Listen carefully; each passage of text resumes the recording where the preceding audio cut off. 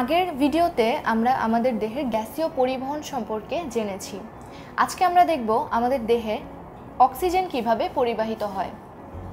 Oxygen মূলত দুইভাবে পরিবাহিত হয়ে থাকে, এক হচ্ছে ভৌত দ্রবণ রূপে আর আরেকটা হচ্ছে রাসায়নিক যৌগ রূপে।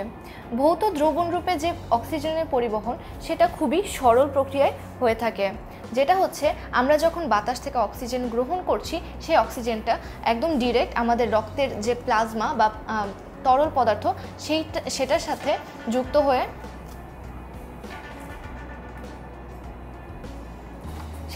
যুক্ত হয়ে একটা দ্রবণ গঠন করে। তো ওই দ্রবণটাই যখন পরিবাহিত হয় সেটাকেই আমরা বলছি ভৌত দ্রবণ রূপে পরিবহন। আরেকভাবে অক্সিজেন পরিবহন হয় কিভাবে, সেটা হচ্ছে রাসায়নিক যৌগ রূপে। রাসায়নিক যৌগ অর্থাৎ কোনো এক ধরনের যৌগ রূপে এই অক্সিজেনটা আমাদের দেহে পরিবাহিত হয়ে থাকে।